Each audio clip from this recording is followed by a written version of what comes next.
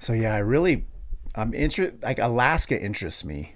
So I saw a show recently. It was the new True Detective. Mm-hmm. Did you see that? No, I don't watch TV that often. Really? Yeah, I don't know. It seems as if like any Alaskan show just kind of makes Alaska look kind of shit.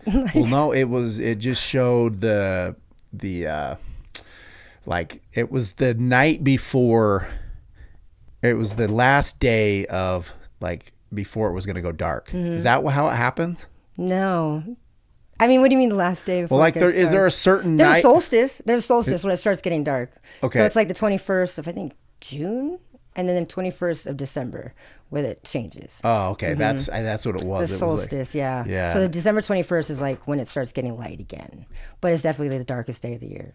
Right before Christmas, the holidays, it gets really... but it still stays dark for a while. It stays dark until the 21st of June. Then it's like all light. So it's the lightest day of the year. So you lived there your whole life.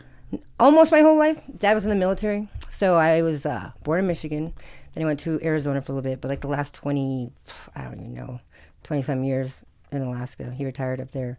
Wow. But, you know, it's crazy because coming to Utah, it's like, there's so much. I feel like I've been sheltered all this time because there's nothing like this in Alaska. Really? It's insane. Whenever I see Alaska, you know, but I've been all over Alaska, you know? Yeah. I've been all over Alaska. I've seen it all. I've done a lot of it. And it's just like, but then it just started like centralizing into just like the dark part of Alaska. So when you call me, it says North Pole. Mm-hmm. I live in the North Pole. Yeah, I live in the North Pole. There's like a Santa Claus house down the road. Tourists all the time. Really? It's crazy. I'll be on the phone. People are like, from North Pole, you know, is there snow all the time? Are you in igloos and dog sleds? You know, people just have no idea. It's crazy. So is the mental health side of it tough up there? So bad. So like, bad. because I have heard all growing up about like the suicide levels are higher up there. So much. And like the drug use. You always kind of heard that. Is that true? It's so true. You know, and it's weird because like from my perspective, like, so say like my family, they wouldn't understand any of that. That doesn't affect them. You know what I mean? Yeah. But it's just like, cause they have like there's a medical condition. It's like SAD. It's seasonal affective disorder, you know? Yeah. Where people just like, there's such a lack of like vitamin D that people just like literally just takes a toll on them, you know? But it's like I had a therapist and she worked at a holistic clinic and she got, I think 60 or 70% of her patients off antidepressants, off anti-anxiety medication just from upping their vitamin D and B12 because those are your mood stabilizing vitamins, you know? So it's like, what levels? Like high. Like high levels. She would quadruple the normal, like the average amount for me, you know, and plant-based too. Like it's got to be plant-based for it to have like a good effect. So you can't like overdose on those. No. Oh, maybe that's something I need to look into. For sure, mood stabilizer. Because like I felt a difference immediately, you know. And there's another thing, ashwagandha. They put it in like a lot of like, you know, fat burners now and, you know, all these like fitness things. But ashwagandha, I knew it from the beginning. And it's just like, they even compared it like a scientific level to Prozac. And it's like identical. But it's just like nature's Prozac. Really? Ashwagandha. It's so good. It makes a huge difference. So is that just like, where do you get it? Any store. You can go to Walmart and get ashwagandha. Probably not the best kind, but it's like you still get it. Really? It's really, really good. Ashwagandha, vitamin D, B12, mood stabilizing. It makes an impact on a like biophysical level. It's crazy. Yeah, that's interesting. So when you're in Alaska like that, when did you start when did you start taking yourself out of reality? Let's see. So probably after college. Like you hadn't taken yourself out of reality until college? I think, yeah, probably college. Because like college, I played volleyball for UAF for a year as a walk-on. What's UAF? University of Alaska Fairbanks. Oh, really? Mm-hmm. Yeah, I'm a collegiate athlete. Really? Volleyball, yeah. Wow. And I was just a walk-on too. I just walked in like, hey, can I play some volleyball? Did tryouts and had to have a prerequisite of a 2-foot vertical, which was like insane, but it was pretty amazing. You know, I didn't play too much, but I still played, you know. Yeah. But then after that, it was just like I had to pay for life. And then it was just like I had to get off the team and get a job, you know. Yeah. But then after, like, in college, it was just like cocaine. Then it was like ecstasy, Xanax, you know. Yeah. And it's just like, you know, what else? And then it just like, that just opened the door. And then after that, I remember I was just like really, really messed up on coke and Xanax and stuff. Yeah. And I just remember this one day specifically, it just like took away all feeling, you know. I remember I was even in my car one time and I had a cigarette burn, you know, like the cigarette lighter burner. Yeah. And I like burned my hand and I realized I couldn't feel that and that scared me. So then I ended up admitting myself to the 4th floor, which is like our mental floor at the hospital.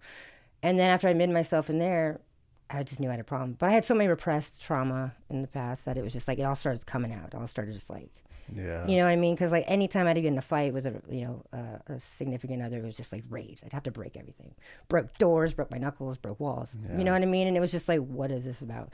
And then that's when I found like the right therapist, which actually during like when I went to the fourth floor, they gave me all these resources for like therapy.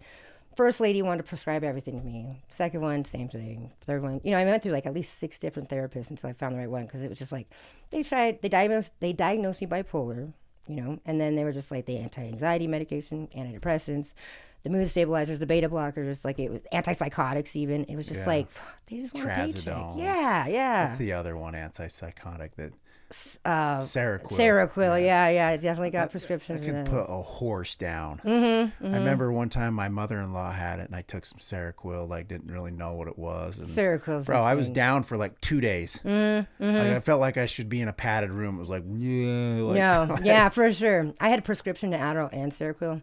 I sold most of the Adderall. Seroquel, I just kept for reasons. Yeah. I had a boyfriend at the time, and he had kind of splinter in his eye, and I performed like minor surgery because he didn't want to go to the hospital. So I was just like, gave him all Xanax, so when he was like, all out, his eye kept moving every time I messed with it, because I had to like remove it with a needle, A splinter? Yeah, he had splinter in his eye, like in his cornea, so then it was like, I have had some so I went to school for medical assisting, so I have some like medical experience, and then I was just like, the Xanax didn't do it, so I just like, I think I gave him like 8 times the Seroquel dosage that I was having, which doesn't even exceed the maximum that anyone's been prescribed. So just like laid him out. But then I got that thing out like surgical precision. It was amazing. I get up on, afterwards, I'm just like, I'm by myself, just like, okay, well, you know what I mean? But it's just like, it was a good sedative. Did you like drugs to enhance? Did you feel insecure around people? Like, no. So for me, when I like to get high or take opiates, for instance, if I had a couple Percocets in my pocket or whatever, I felt like if I was going somewhere, say a family outing or even just like a party, if I knew that if I could take those two or three Percocets, that I'm going to be able to talk about beautiful things and feel so happy. Like it's going to unlock your creative side. Yeah, just step in. I felt like opiates helped me to, I stepped into life. It was like no insecurity, just happy feelings. I want to talk to you about something. Right. See, that's how I was with weed. When I smoked weed, it was just like, I wouldn't be productive, but in the social aspect, I could talk to anybody, Yeah. But see, I've always carried this mentality. I don't care what people think, Yeah. But that's carried me like through all my addictions. It's just like, so I guess in the past, I was just doing drugs in the beginning because it's experimental. Yeah. You know what I mean? It was partying, we were drinking, Yeah. and it was just like, and I had money, and I wasn't really, not too many bills. I was living in a dry cabin, you know what I mean? Right. $500 a month for no water, and it was just like, I was living on the hippie side of town. We'd have campfires all the time. It was just like. There was no water in the cabin? No, it was a dry cabin. What is it? There's a lot of dry cabins out there. So dry cabin, so it's just a place to just chill. There's even like a sink, but it's just like, there's no plumbing. You know what I mean? So you have a bucket under there. It's just like, it's like the rawest kind of living, right? And it's crazy because like at that time I actually went to the Philippines to meet my family for the first time, and that was the first time I've left Alaska entirely, like on the whole time I've been there, and going to the Philippines and seeing my own family in a third world country washing themselves in a dirty alleyway and a water pump, and just like that was a humbling experience, man. I came back, just wanted to give all my shit away. Like, it was crazy. So what family's there? My mom's side. My mom's full Filipino. She got all her Filipino. And it was weird because we go to the house and they just got a shrine of me and my sister just growing up, just like stacked down the stairs, because they just like, it's so crazy in the Philippines. They want to be like Americans so bad. They have like bleaching stations instead of tanning booths. They have bleaching stations. They want their skin whiter. It's like, what? Oh, really? Yeah, it's crazy. It's crazy. It's just like unreal. It's a whole new experience, So you only went back there once? I only went there once. When did you move to Alaska from there? Like, how long did you grow up? I never lived in the Philippines. I just visited that one time. Oh, okay. My sister was born there, but it's like, yeah, they went. So my dad was in the military, went to the Philippines. They had my sister. He was married to my mom there. Then they came to Michigan. That's where I was born. Then Arizona for a little bit, and then Alaska. He retired. But yeah, man, it's just. Your dad's still in Alaska? Mm-hmm. Whole family's there, yeah. Alaska, man, Alaska's crazy. But like the dry. How did you get yourself into a position where you're living in a dry cabin? There's so many up there. There's so many. And, at that time, it was like $500 a month. That's like nothing, Yeah. And it was like it was close to campus, too. So I was just going to school, Yeah, and just showering like on campus. Just shower on campus, yeah. It was pretty. I mean, there's so many dry cabins up there. It's crazy. Like the Utah compared to Alaska, there's just like no comparison. There's not. It's like a whole new world. It's a whole new world. So people do people survive off the land? Like, is there a lot of that going on? People, yeah. If you're not in a dry cabin, then you're on the streets, I guess. But it's like I've seen homelessness kind of like raise in the last like couple of years, But it's weird. I mean, how could you be homeless in Alaska when it's like 35 below? It's like people are doing it. They find abandoned cars and just jump into them. It's insane, and there's no resources for it. There's nothing helping Fairbanks get any cleaner. There was a period in my life where I realized like, and everyone who's a criminal is a criminal. You know what I mean? There's a list of how many jobs you can get as a felon, and it's the shortest list I've ever seen. Really? There's no reintegration program except maybe like one or two, and they're shit. They're just so bad. Where it's just like, I always had this like vision to like, change Fairbanks in a way that's like changing the word or the name or title of criminal, you know what I mean? To like mentally unstable person needs help, because there's no resources for it, especially because, and now fentanyl is like huge. You can't even find heroin on the streets there. It's just fentanyl everywhere. Just cheap fentanyl. Dude, and you see it in the people around. You just know when they're just like, nah, on the side of the road, just in parking lots. They just like, it's crazy. So you had what, one experience with fentanyl? One experience with fentanyl. I mean, I've tried it every once in a while, but it was never a big thing. But it was that they call it Fetty powder, Yeah. Little did I know that a little bit of Fetty powder can make like thousands of pills. You know what I mean? So like when you smoke Fetty powder, it's just like, it's killing everybody. I've known so many people that die and come back. What happened when you did it? Well, it's crazy. So were you? Why did you do it? Were you struggling with meth? Were you? No. Where were you at? It was just kind of there. It was just like, and I was like adopted the mindset like, with heroin, I wouldn't do it consecutive days because then I get an addiction for it. So if it was there and I had it, I would just do it just to like, you know what I mean? Yeah. Just take the load, like just take the edge off. And so after just like one hit, it was just like, I was out, and I just came back. I didn't even realize I was out. I had no idea. I came back just like nothing happened, and it was just like, when I came back, that was an experience. It didn't even come real because I was just like, what? It was such a mind fuck, you know what I mean? When I came back, I didn't even realize it happened until I looked in the mirror and I had bruises on my chest from him doing CPR. It was like, it was crazy. It changed my life. It changed my life entirely. So you did you die? Died. Did you call, like, was the like paramedics call? No. He just brought me back, and we went to work right afterwards. It was crazy. It was right before work. We were getting ready for work. It was like right before work. It's just insane, man. That changed my life forever. Like I'll never. Then I never want to touch it again. Really. And it's crazy because then I think of all the people that can who have died like it's like a regular thing to them. You know what I mean? And then they're brought back, and they're just like, I'll do it again. I'm just like, how? Yeah. And I'm just like thinking, like, is it just like their lack of self-love? Is it their I mean, do they just, why? Just because they think that they're just going to come back every time, I've lost so many people to overdoses. Just like, really? Fuck. You've seen a lot of people overdose? Dude, lots, man, lots. Man, I brought back at least three times I brought people back, and it's just, that's an experience. That's another experience on its own. It's like in my own house, there was this one chick. What's crazy? No, the first one was this one guy, and he was like, face down, ass up on the ground, and like everyone in the house is just like it's not even a big deal, and he's just like, can't read. Like I'm just like, does anyone see this? Like, does anybody want to help him? So is this like in a trap house? Yeah, pretty much, yeah. And so then they're just like, no, he's all right. But then I start counting his like respirations because I know some medical shit, Yeah. And I'm just counting them, and on average, 3 respirations per minute. That's like, it's respiration. You know what I mean? 3 a minute on average for like 10 minutes. I'm just like, this guy's dead. This guy's dying, So I got some Narcan, and I was like, yeah, I'm going to Narcan him, guys. And everyone's like, no. It was crazy to see how many people were against me Narcanning him. You know what I mean? I'm just like, why? So then I fucking did it, and it was crazy because like this guy who's like the only one who was actually just like, just do it. You know what I mean? And so he's right next to me. I do it, and then it's like the longest he went without breathing, and he's like, I think you killed him. And I was just like, what? You know what I mean? And then he just like came back and just started bawling his eyes out. You know what I mean? And it was just like, oh my God. And at that point, I just like I had to get out of the house. I was like, I think I just like climbed on the roof and just like, whoa. Like it's just crazy. What's that look like? Narcan? It's in a little, what do you mean? So what is, like, you're getting ready to Narcan this time? I didn't even know what to do with it. I've never Narcan anybody. So I'm just like, do I just like put in his nose? Do I wait for him to inhale, even though he's not hardly inhaling? You know what I mean? Yeah. But you just like, psst, whenever they're inhaling, I guess, because I mean, it worked, you know? But it's just like, it's crazy, man, you know? And then the next time we had 2 heroin addicts living in the house. They had their own room. And then we only had to worry about the guy. Like, we always had to worry about the guy. His girl, we didn't have his girlfriend. We didn't have to worry about. But they were fighting. She just wouldn't overdo it. Yeah. And then, but they were fighting one day, you know? So then the guy's out. And then I'm just hanging out with a friend of mine in the living room. And all of a sudden, homie comes home. He's like, hey, what's up? You know, walks to the back and he starts screaming my name. Just like, Cherie! You know? I run back there. And this girl's kind of a big girl, you know? And so, like, I just run back there and she just, like, blew like against the back, like the backboard of the bed, you know what I mean? And she's just like, her hands are up, she's just like frozen, and I'm just like, oh my god. So I had to like call for my friend in the living room to like get her off the bed down the floor because I couldn't do it myself, you know? So I just like she drops to the ground, you know? And then I was like, get some ice, you know? And then like we're looking for Narcan.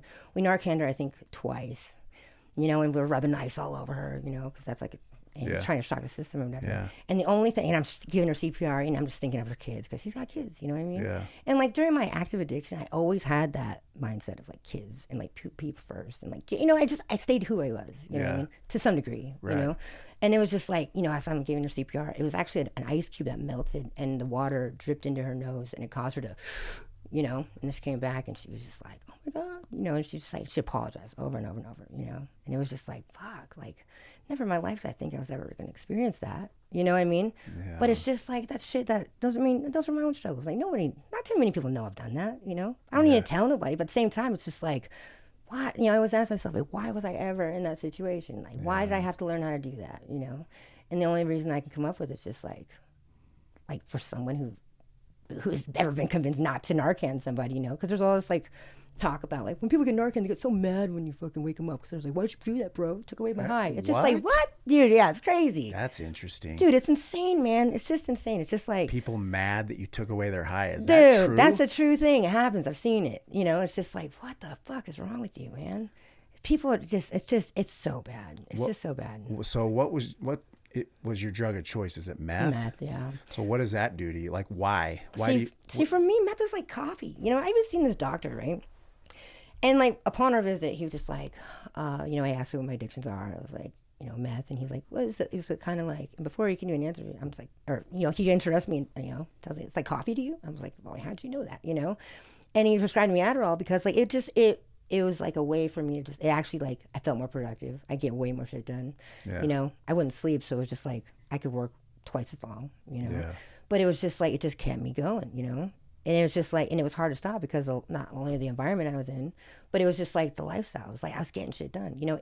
And then you didn't like adopt it into like me listening to podcasts and writing notes and journaling and shit. This was from the Adderall. This is like I hardly even took the Adderall because I think the meth was doing like way more than Adderall was, you know. Oh, okay. Because it was just like so like immediate, you know. Yeah. Were you shooting it or smoking it? Just smoking it and then doing lines mostly. Yeah. You know what I mean? But it was just like. But it just, I'd never realized, like, in the moment, like, how many other people's problems I was, you know, because you get lost in this shit, you know what I mean? And it's just, like, as much as I wanted, it's almost like, you know, you don't call someone for so long, and then you're just, like, the longer it goes, the more you don't want to talk to them, you know what I mean? Yeah. I was starting to do it with my family, and it was just, like, then I started pulling away from my family, you know? And then it was just, like, every time I'd see them, it was always just, like, they know. You know what I mean? I'm just, like, they have to, you know? But it's just like, it's been a long time. But it's just like, man, when you're in it, I don't even know. Because, I mean, I was able to willingly stop doing heroin. Yeah. But with meth, it was just so much different because I was like, you know, linked to productivity. It was hard. Yeah, it was hard to stop the productivity. It was hard to just like take the 2 weeks of sleeping and eating. You know what I mean? And it makes working fun. So I was an Adderall addict. Like I was, so when I was getting a master's in business. Mm-hmm. And I was a hospital administrator at the Huntsman Cancer Institute. So I'm like getting this MBA but like I would do Adderall all day. Mm-hmm. And like you know, I remember sitting down to write a paper for my, like a research paper. It had to be like, you know, 25, 30 page paper. Right. And I had my bottle of Adderall, and I remember, I remember sitting down. This thought came to my head. I was like, there is no other place I'd rather be. Right. I am so excited about You're this. so writing in this tune. You're paper. locked in. Like Yeah. and I just kept sitting, take two more, just having so much fun. Right. And then, take two more and kind of play the game, go force myself to eat something because I didn't want to, because I wanted to. And you then want to keep it going. Yeah. And then, are you ADHD?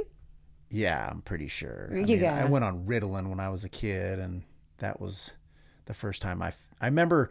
So this is interesting. I'm the first day I took Ritalin, I was in third grade, and I was walking to school with my friends. My mom would give it to me, and I was walking to school with my friends, and all of a sudden I was like, man, this walk to school is fun. And I remember thinking that, and then there was another day that I forgot to take it, and I remember, and the walk to school wasn't fun. I was like, this sucks. Way. And then I had to take one. I would take one in the morning and then one at lunch. And I remember, so I started thinking, I can't wait for lunch to take that other one. So you developed an addiction to it? And then I remember when the day would wear off, I hated the end of the day, and I couldn't wait for the walk to school with my friends. Crazy. So that's in third grade. I remember. That's crazy. You're processing those thoughts in third grade. I vividly remember That's so that. Crazy. Yeah. So the same thing, but that time when I was getting my MBA is the same thing. It make the Adderall, amphetamines. So amphetamines it led me to becoming a bad opiate addict because it got to the point where I hated the come down so bad. At around 3:00, that's when I would go to Oxy or opiates. And that'd take me into my wife and kids, my family. And I'd be slowing me, but it still helped me to get high going in. And then I take, a couple Xanax before bed just to sleep. Right. And then do it, that system for 2 See, I was on years. Seroquel for sleep. Seroquel always knocked me out instead of Xanax. But it's just but that's the problem with amphetamines, dude, is I never had a come down. They think that they really. I guess I was always doing it, so I guess I really knew it to come down outside of just getting really tired. But it wasn't I never had an emotional come down from it. It's crazy. If I do Adderall, I have to do opiates. I would go to great lengths to getting opiates. I remember calling my family, and they all knew that I was an addict. No matter what, if someone had given me pills in the past, I thought in my mind I'd be like, they might be able to give them. And I would call everyone in my family. And then that's when I got into hopping around to doctors. Right. Because I was I hated how I felt. I needed it after coming off the Adderall. And so I would take big risks to get it. Were there other addicts in your family? Yeah, my grandparents, it's run in my family, but nobody, not like this, you know what I'm saying? Do any of them understand the addict life? They are. Or were you kind of black sheep? Well, no, I was always highly functioning. My mom always really has always been understanding and help. I've always been really honest with my mom. I've always felt the women in my life, and I've always been honest with my wife. I always felt the women in my life are the ones that I listen to. I feel like God works through them to get through to me. Right. They're not filled with testosterone. They're smarter. My wife Autumn, she's an angel, and I don't know. I really listen to my mom, and I listen to my dad too. But it's just with the addiction stuff. So I've always been honest, right? And I think that's helped me and my wife in our marriage. My wife, we've been together since we were kids. And we really have known each other, probably kind of similar to you and him. Yeah. You know each other. Best friends. Yeah. Yeah. Me and my wife, she knows who I am. We partied together. When I was playing baseball in the Astros, and even at Wichita State and in the Astros, she would fly out and we partied. She just knew. My wife's always known who I am, and that's been a blessing. But one thing she said to me this was a couple months ago. I got the itch to smoke weed. And I was like, and I went to her and I was like, I feel like I want to, because I got a medical card this last summer when I was trying to get off the kratom. And I was like, I think I want to, I feel like taking an edible or something, dude. And she's like, you know what that'll do? She's like, I hate to say this, but she's like, if you keep going, and down what you've been doing, like I'll have to leave you. Right. Ultimatum. Bro, and I was like, what? Right. And she just like looked at me like firm in the eye. You And know I what's was- crazy is that's unconditional loving you. Like Yeah. it might not seem like it because there's a condition, Yeah. but that's a form of unconditional love because it's for your best interest. And she's associating, you know, she's establishing your boundary. Yeah. You know what I mean? It's kind of forcing you to be accountable for your actions. You know. Yeah. That's really interesting. That's cool. Yeah, like but then I was like, I don't know, and that would have been a stupid mistake. I mean, Right. imagine me smoking weed, and what weed does to me is weed will make me like it magnifies my problems, and that's why it always helped me get off opiates Right. because I never went to rehab because of weed. Right. Like back when my opiate addiction was really bad, I'd just buy I'd get a bag, I'd get an eighth, put it in my basement. And so like if I was getting off Oxy or Roxy's or whatever they were, I would just go down to my basement. I'd load it in a little apple. And then, and she knew, I tell my wife, and I just smoke every 3 hours. And the thing with the weed is it like showed me the truth about opiates and be Right. like, and I'd trip out. I'd get paranoid. I'd be like, oh my God, I can't believe like I'm ruining my life. You know what I'm And you're saying? just like stuck in your head. Yeah, like but it made me paranoid about That's so that. crazy. 'Cause, So like, it that's helped wild. me. It helped me. It gave me a new awareness about Right, opiates. right. And so I like when I was high, there was no way I'm hopping around doctors. Right. So but I hated the high, like the high of weed. Like I'm a mess. Right. But it helped me to get off opiates. See, weed always took me to like, I mean, I don't know. I just like, it made me like instant hippie, like free spirit. Like I could just talk to anybody. You know what I Yeah. mean? But at the same time, I guess it's just like my natural personality, Because like, I mean, there was even a time in my life where I would only initiate conversations with people I would learn something from. If people were just like, oh my God, he said, she said, like, oh my God, Nicole did this and then, da, da, da. It's just like, I'm like, do you believe in free will? You know what I mean? Yeah. I just have to like open them up, man, because people are Yeah. so closed off. People get stuck into the fray of just like, chaos and everything, and they can't even like when they're not even in their own heads, that they just have to like put themselves in other people's problems or just talk about other people's problems. Yeah. It's just like at least you were able to have like awareness, even though it was in a negative way with smoking weed. Yeah. At least it was forcing you to become aware. Well, weed, yeah, but I wasn't always negative. I always felt like I could still hang on to some spirit with God. Like it was opiates block. Oh, for sure. Opiates, amphetamines, Numb. they block Numb. you You're just from numb. any spiritual connection. Weed, there's still, like you, yeah, like weed. It's not all bad for Right, me, I agree. but it magnifies my problems. But I heard an interesting thing is someone flipped the script on that idea with me. They said, well, that's the medicine working. So that's showing you your character defects. Yeah. So like, that's how the medicine's working. It's, you know what I'm saying? Yeah. And I thought I was like, maybe you just go with it. Right. Like maybe Why resist it? It's showing you those character defects. And we, at the end of the day, like it doesn't work for me, like Right. at this time in my life, Right. but that's an interesting thought. You know Right, what I mean? right. What's also interesting is the fact that like you're a fitness guy, you're into working out and stuff, Right. But I was thinking about this the other night, and it's just like when you exercise your brain, basically, you know what I Yeah. mean? Which is basically just like recognizing the wreck in your life, you know what I mean? Just like Right. looking at the wreckage, and then just making and fine tuning. The uncomfortable, Yeah. To find comfort in the uncomfortable is like the hardest part of change and the hardest part of Yeah. transformation. But at the same time, it's like, look at like anyone's first time here at SOAR or anywhere in the gym. Yeah. The first day is like the shittiest. You know what I Yeah. mean? Yeah. But it's just like that change is happening is when the uncomfortable feeling is happening. So whenever there's uncomfortable feeling, that means change is happening. But the thing is, like, it gets easier the more you do it. Yeah. And it's just like. And to adopt that every day, you know what I mean? Like I've seen your personal transformation just in the last couple of weeks. You know what I mean? Yeah. And just awareness, because awareness is everything. Like being aware of even just like the micro thoughts that you have in a day, Right. which aren't even your thoughts, but knowing that you're, the man in the back. Yeah. You know what I mean? Yeah, Like yeah. knowing that you're outside of your thoughts, and that's the hardest thing for people to know. It's the hardest thing for people to exercise and even just be aware of. Because it's just like. people don't even realize that that's a thing. So you've been a searcher. Like that's what I've loved about you is like, so you even talked about like in your, like, so when you, even when you're in an active addiction, have you always been just searching of a better way to think, of a better way to feel? I have to. Yeah. Like, I just like starved for knowledge. Like I would, people get so mad. I would just like blast podcasts in the house, just like Wayne Dyer, Jordan Peterson, you know what I mean? Like Joe Dispenza.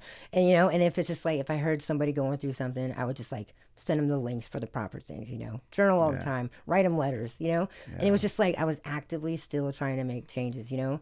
And it's just like, oh, it's crazy. It's just crazy. You know, and I remember, and I always share this story too. It's just like, I never thought I was like, there was a period in my life where I searched for validation. You know what I mean? Where it was just like I was with this person and he just didn't give a fuck about the things I did. Rearrange the house, you know, clean up these cars outside, just like organize tires or whatever. It was just like I did all this shit one day that was like made the like impossible possible. You know, I'm just like blood, sweat, tears and the shit. And he fucking comes home and I'm just like, huh? You know, he just kind of like, you call this cleaning? You know what I mean? Yeah. And it was just like, son of a bitch. You know what I mean? And I'm just like angrily washing dishes, you know, and I have a homie of mine, his name is Marty. And he's just like rooted from the trees, I swear, forged in the woods. Like, and he's just like in front of me in the bar area. He's sitting on the couch with his like legs crossed, and he's got his hands behind his head with like I think a cowboy hat on his head. You know what I mean? It's over his face, taking a nap. And then he goes, "You know what, Cherie?" Because I'm just bitching. It's like he's never gonna be happy. What the fuck? You know what I mean? Yeah. And it's just like, and this moment changed my life. He's just like, "Cherie, you know what? There ain't no attaboys in heaven." And I'm just like, the fuck you say, Marty? And I was like, the fuck does that mean? Like, attaboy, attaboy, attaboy? Like, what the fuck? Yeah. And then he just like, God, I remember this so vividly. And he just like flips up his hat, right? Out of his eyes. And looks at me, he's like, "That's not why we do what we do, Cherie." And I was like, mind blown. After that, I just like ran in that room and I was like, you know, I have to like my cleaning. You know what? Because I just did this because I just wanted you to be in an environment that's clean and happy and like it's all for you. And I'll do it any other day. You know what I mean? It was just like, and at that point, it was like extinguished validation. I didn't need it.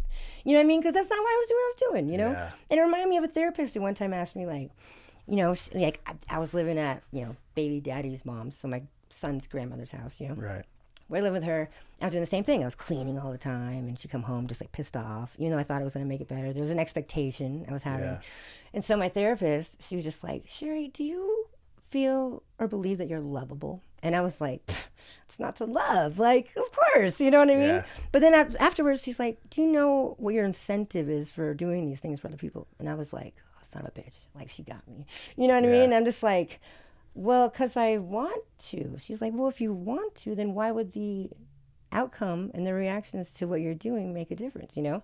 And I was like, oh my God, dude. So then she, you know, and then she worded things so perfectly. She just said, okay, so when you get home, I just suggest that in every action that you take and everything that you do, you know, just be curious about your thoughts and just ask yourself what your incentive is for doing things, right? And I was like, holy shit, it's changed my life. You know what I mean?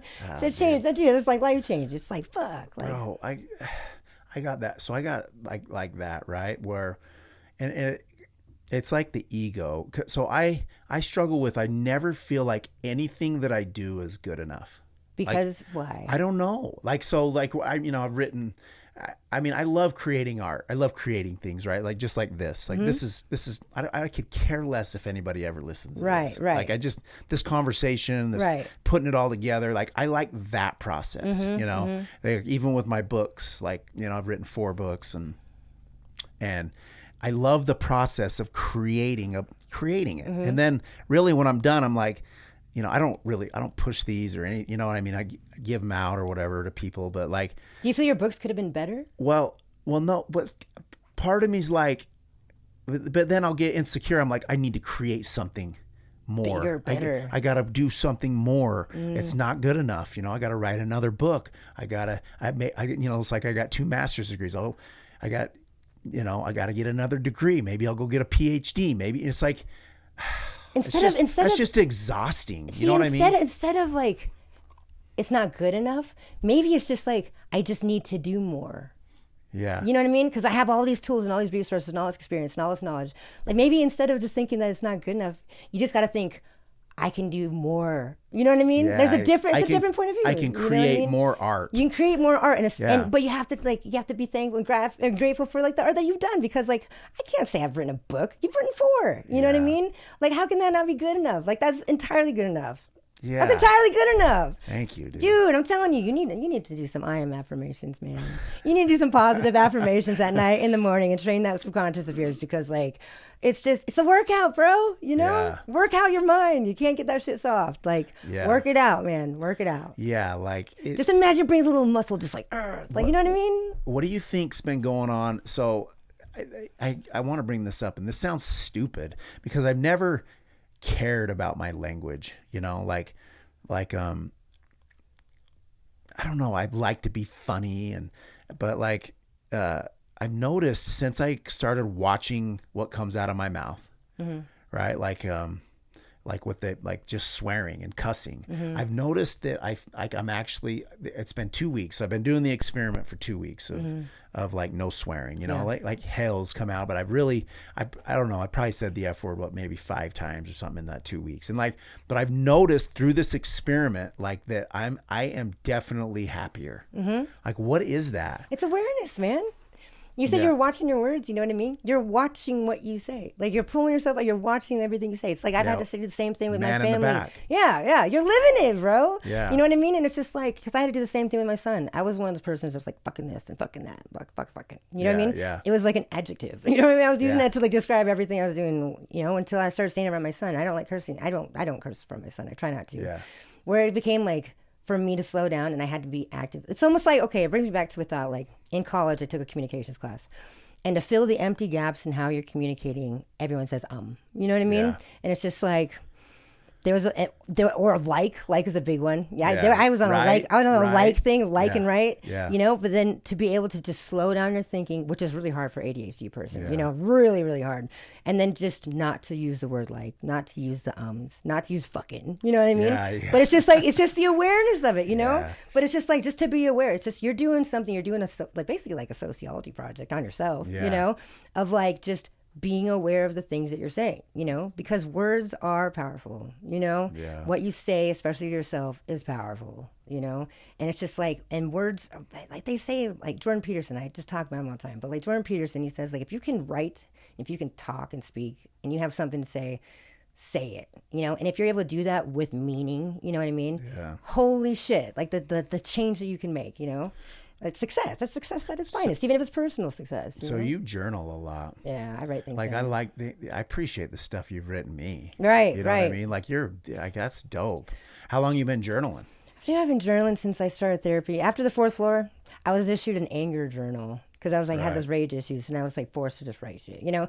And it was just like, so then I just started writing. Every time I was angry, it was just like, oh, right. You know, and even if you're journaling, just like a free write, just like, I don't know what to journal, but it's coming out, you know, eventually you'll start tapping into what needs to be tapped out and it comes out, you know? Right. And then on top of that, it's just like, so I'm so ADHD, I can read something like 800 times and it won't commit to my memory unless I write it out, you know? So sometimes if I'm reading a book or something, I'll just write notes about it, you know? But it's just like writing, like, you know, if someone's going through some, I can't not write and try and make a change in their life. You know, if I know a solution to their problem and I can see it, I mean, I don't know if it's just spirit talking through me. Maybe it is. Maybe I'm channeling spirit and it's just like, okay, here it is. You know what I mean? Say the right things. I've brought people to tears many times. People have given, years later, you know, 10 years on the road, I've talked to people who are just like, let me show you something. And they still have the little freaking Post-it note that I wrote with them that changed their lives. You know what I mean?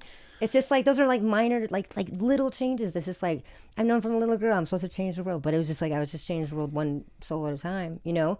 But it's just like the little things you could do for somebody. No one even realizes like the little things you say in someone's life can just like plant those seeds. And then it just depends on what they want to water it with. But if you could just provide the water, provide the seed, and just like tell them how to grow it, they'll fucking grow it. You know, it's almost like, it's like a relationship. It's like, people, you know, who are in like toxic relationships or something, you know, they're just like, oh, I can't believe that you're this person. I can't believe, why do you gotta be, you know, when they're already broken, they're just basically, if you were to take a relationship and compare your significant other to a plant and they're a lowly dying plant. Yeah. Would you be yelling at the plant and telling you, fucking, you suck, you know what I mean? You're not growing. Why the fuck can't you just grow, you know?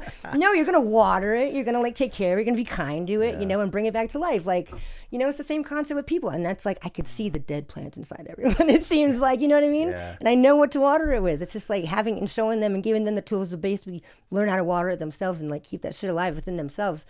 Huge. Bro, so I've been listening to you. I don't know what you think about this, but I feel like you need to be a therapist. Like you need to go. So how much schooling do you have done? I have like 3 years of college. Do you? I was going for medical assisting, but then I was like, fuck the FDA. I wasn't down just to like take people's weights and names and shit, you know? Imagine if you could get that license. Right. Where like, you know, like in the way you look and the experience. So I always tell people, it's like, okay, so you have the school, you've got so you're working on your degree in the School of Addiction through SOAR, right? Yeah. You're getting this like incredible degree. You're going to get sober. You're going to get more time. And so then that you're getting that degree, which is sad because it's like, that's not recognizable like on like a resume. You know what I mean? Right. Like, But it doesn't need to be on a resume. No, it doesn't. You're absolutely right. I think it's stupid. Yeah. Right. That's the local sales degree up there. Right. Weaver's, Right. like, you know, but if you could go and get that license, oh, dude, Making some you know, change. Yeah. I don't know, and I can help you. Like I was thinking. So there's a thing called. Have you ever heard of vocational rehab? No.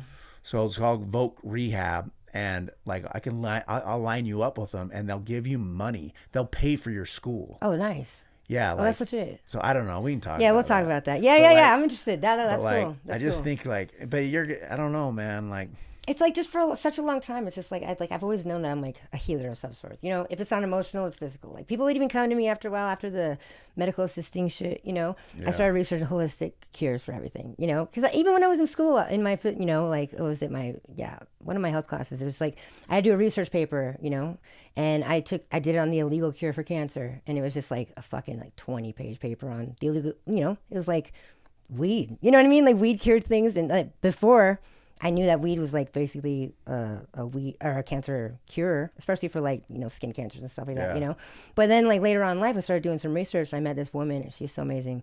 Her name was Liz, and she had this disease called Pseudomonas, right? And it was like a fungal bacterial something. In fact, it's like it's there's no cure for it, allegedly. You know what I mean? Right. But it's just like she was going down, and then she told me, and it was so valuable. And she said, the only antibacterial or the only antibiotics that you need in your life are oil of oregano and colloidal silver, and then the aromatherapy thieves, right? And thieves is wild because have you ever heard of thieves? It was like a smell like aroma. So thieves back in the bubonic plague era, right? There are these 4 thieves, and then they came up with this like concoction, which is like the aroma, right? The thieves aroma to like basically be immune to the bubonic plague, to just riddle and get people's shit. You know what I mean? Right. And it's just like, but it's so powerful. And oil of oregano, I've cured so many people of so much shit with just oil of oregano. Like so many. I mean, I've cured people from like their STDs, from their psoriasis, from fucking like, I mean, everything. Asthma, fucking like just, it's like pneumonia. I've cured so many people from pneumonia. Like, just from oil of oregano, and people don't even realize it, you know. And I was doing some research, and on YouTube, there's this like kid who did a science fair project on oil of oregano against penicillin, you know. Right. And it was just like there wasn't even a level of like how much it worked based on the other one because it was just 100% gone. It just like killed all the bacteria. Oil you know what I mean? and oregano. Huh? Oil of oregano. It's Oil so of powerful. oregano. It's so powerful. It's crazy. But it cures so much and people don't even realize it, you know? So it's like on top of just healing people like on a physical level, you know, if I can help someone mind, body, spirit, you know, it's just like that's what I'm supposed to be doing, you know? And it's just like, but in this program, I never thought that I'd meet so many more like so many like-minded people. And just so fucking badass people, man. You guys are so you know, it's like everyone carries this magic aura around them. And it's just so big and it's so expansive. It fills up a room. Like you, Frank. Like, I mean, just all of them, you know? And the fact that you're like making so much change, like, I can't believe that you'd ever be down on yourself when you've created this empire of like change. It blows my mind. It really does. I've gone through this experience of this last relapse, you know, and, you know, the thing I've kept in my pocket, like I can't believe it, just the insecurity that comes after you trying to get sober, and like, you know, being the guy who has started this place in 2000. I started this program in 2010, you know, and it's morphed into like something that like is just magical, you know, you know, and it's bigger than me, you know, it's. I mean, for a lot of years, it was just me trying to, you know, like I had to do everything. And like, I mean, most of the years and, you know, then I relapse and then, you know, and I I'm struggling all summer and pissing people off. I mean, there was one time in the summer when I yelled at a bunch of people and there's clients in there. And I mean, I was just in active addiction. I was sick. And so then Frank and Neil, had to pull me aside, and I'm resentful. I mean, you know how you are when you're using. Right. And then, then they had the board meeting and I got fired. Reality basically. came and hit you right in the face. Couldn't come here anymore. And then I went into detox for the 4th time. From Kratom? Yeah. Yeah. Always Kratom? Well, yeah, just Kratom. I stuck with it. Was just Kratom. But like the thing that Kratom is, I've never had anything so hard to get off of. And I've heard like, that. And it kind of, like you can function pretty well, but like you're not, but like it's expensive. I mean, it was $100 a day habit. Jesus Christ. Yeah. Whew, that's crazy. There's hardly any Kratom of like in Alaska. And it was hard to like I think the reason I always went into detox wasn't necessarily like the physical stuff. It was more like I knew that I could go for 4 days and I could not pick it up, but the last time I went to detox was in there for 5 days and then came out, and on my drive home, because I drove my truck, I didn't want to ask my family. They're all tired of me. Everyone's tired of taking me to detox. And so it's at a lady's house that I go to in Draper, Healing Science. Her name's Michelle. She just turned her house into a detox. Nice. And it's beautiful home, like up in Draper. And she let me just pull my truck into her garage. And so I stay there, and the whole time I'm in that detox, they're trying to talk me into going to rehab. And I had just started this job as a vice principal in Davis County, and I was like, I can't. Right. I can't go to rehab. And I mean, and she's trying to get me to go, like that she's having me meet with therapists. They're calling retreatment centers, and I'm just like, no. Well, on the drive home from the detox, I just drive straight to a gas station and go right back into Kratom. And then, so you think you were saying can't because you already had that in your mindset that you were going to get some? Like can't go to rehab? Yeah, when you were saying that, did you already have it? No, I had it in my mindset that I wasn't gonna. I was done. Right. I was like, I can't. I'm done. I'm done with Kratom. Right. And then I was driving. I'm like, you know how it is, and then it's like, you drove to the gorilla. Go right, yeah, right. You drove right to the gorilla, man. Yeah, right. And then I was right back at it. And then I called Frank and Autumn, and I was just like, and my mom had been wanting me. She's like, I've been, and I just said, I think I got to go to rehab. And so then, like the next day, I went into the school district to the HR department, and like my boss is at the Davis County School District, and I just told him, I just like, I can't do this. The truth shall set you free. Yeah. And so, but that was, the Kratom, people think it's this, I mean, you got experience with the Kratom. I mean, it's just, it's weird. It's weird how it grabs you. I don't even know what to say. First, I tell people like my buddies who were like hardcore heroin addicts and stuff, like my one buddy, he still drinks a little bit, and the day that I told him I was doing it, he went straight to the store and tried it. Oh my God. Just cause and he calls me, he's like, dude, this is stupid. I don't even like it. Right. But he was like a bad heroin addict, speedball. Like I had 8 years sober, and I was just like I was a bad opiate addict, but not like bad. Like I was kind of a white collar opiate addict. Like I guess still functioning. Yeah, still functioning, yeah. And like, I mean, I did methadone, and I mean, I knew I did the Suboxone to get high off. Like, so I did hard opiates, but like, but this one, and so when he went and did it, he's just like, it's stupid. What the fuck is this? He's like, it made me a little tired. Right. But It would grab him though. If you keep, it's the same thing. Like if you keep going, Right. the reward will manifest, and you'll Right. be like, "Oh, I like this." Yeah, I You mean, know what I'm I saying? knew a heroin addict who got onto kratom up north, and he was just like, and I tried it then, and it was just like, what the fuck is this? You know what I mean? Yeah. But he stayed on it, and it became a problem eventually. But in the beginning, it was just like, it got him off heroin, But at the same time, it's like, but then I didn't. That's when I even like learned about kratom. This was like fucking years and years ago. Yeah. Well, That's when I just like first hit the scene. He so had to order it online. So it's different now because it's concentrated in these little energy shots in the gas Crazy. station. That's so crazy. And like my brain went, it's like the way I visualize it, it's like I could go get 2 Percocet 10s right now. That's the way. And I loved Percocet 10s. You know what I mean? And so like it's just. So do you do so the kratom and the opiates? Why do you know what your reason is for doing them? Is it for like an emotional numbing, or is it like enhance? So it actually enhances your performance in like life. Yeah, you think? I love if I gotta come on this podcast with you, Right. And I'm like, hell yeah, I'll take. We'll have a cool conversation. Right. I'd love to be on opiates right now. Right. And I don't want to right now, but like that, this is something that I would like to be on opiates for. Right. With cool conversations, but I got the spirit. Right. I got the spirit now, and I'm actually way higher. Right. It's way better. So it's filling you up a little bit more than any sort of like external. Yeah, and don't you think stimuli would ever give you? Yeah, and don't you think that's why we need spirit?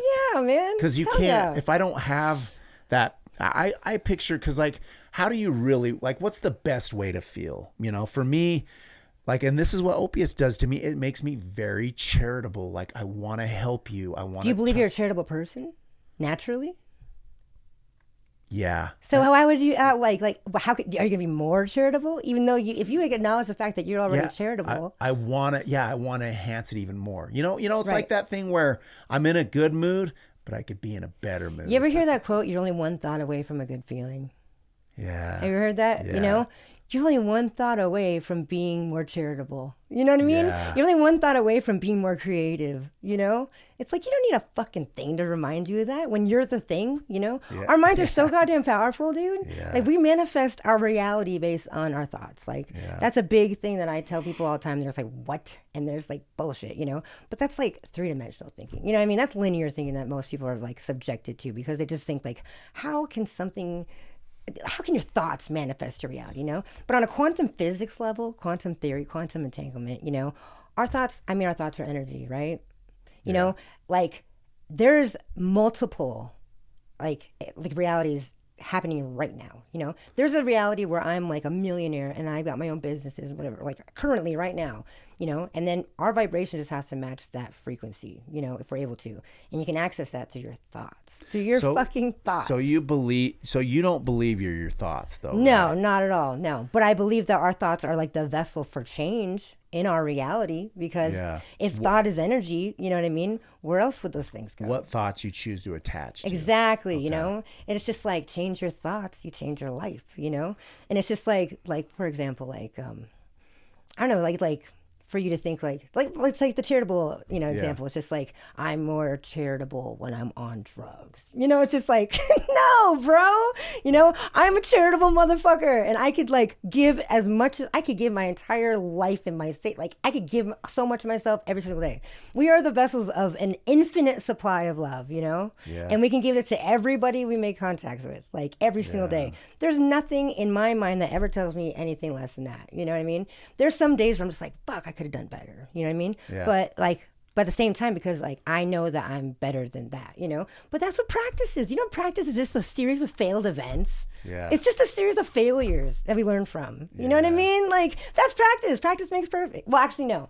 I had a psychology professor who once said, practice makes perfect isn't accurate. Practicing perfectly makes perfect. You know what I mean? So it's basically impossible to be perfect because we're all imperfect, Yeah. But it's just, but at the same time, our thoughts are perfect if we want them to be perfect. You know what I mean? Yeah. I hate when people say I can't. You know what I mean? I don't like can't. I don't like always. I don't like never. Yeah. Those words are just like, ugh. I even had a therapist said I shouldn't say should.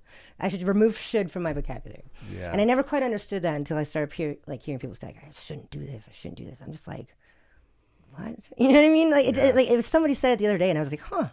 actually brought that like thought back to mind. I don't remember what he said, but it was just like, but definitely the always and never for sure. Like, unless it's for good, you know what I mean? I am always making change in the world and everyone I talk to. I'm always learning from the people and experiences that I've, embarked upon. You know what I mean? Yeah. I never give up on the things that I want in my life. You know what I mean? Like you could use it for a positive way, but it's just the people who manifest the I'm always going to be poor. I'm always going to be broke. I'm always going to get bad things. I always deserve this. You know what I mean? It's just like, no, you know what I mean? It's just like, God, I just want to slap people sometimes. Just like knock it out of them. That's beautiful, dude. Like what do you think about this? So this is one that goes on with me is like, let's say somebody tells me something that I'm doing that's not the way that I see myself. An outside opinion. Yeah, or they're coaching me on a way. Like for instance, like this new job I'm doing. Like I'm just getting, like I'm finding out that I'm rough around the edges, like in a professional work environment. You know what I mean? And like so, people point out some things about me, and like, and I'm taking them and I'm making the adjustments. However, like. What's with when you leave an interaction with somebody, you go on repeat about all the things that they suck at, rinse, repeat, and why did they tell me to dress differently? When did you see their shoes? How stupid their shoes! Like, you know what I'm saying? Like, so then you attack, you criticize others. It's resentment. Yeah, it's resentment and fear and just insecurity and like that right there can eat me alive. So, you know what I'm saying? So Jordan Peterson, right? He says, this is what he says about resentment. He says there's two things about resentment. Two things that resentment tells you if you're experiencing it. One, that you're a whine. You need to stop whining and just like you're being a little bitch and you gotta stop complaining about it. Two, there's an actual problem that I'm having with somebody else that needs to be addressed through communication.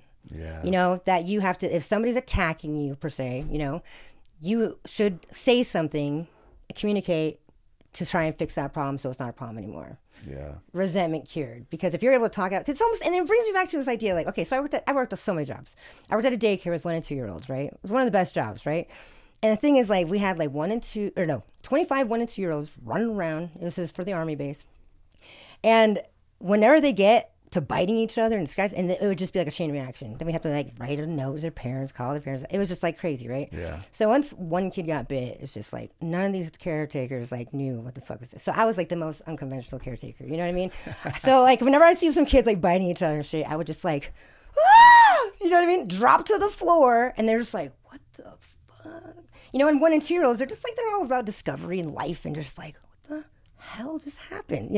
They poke me and stuff, and then I would just spring up and just start singing a song and clap my hands, you know what I mean? And they're just like, holy whoa, this is fun now, and it was just like a pit bull fight, just like, and it's just like, no one ever said shit about that, you know what I mean? But, and it grew to the point where I didn't see, because I always carried this idea, I don't care what people think, because whatever I was doing, and me being in that personality where it was just like the most like, I would go to extremes, like I would make it dramatic, you know what I mean? Ain't no caretaker doing that. You know what I mean?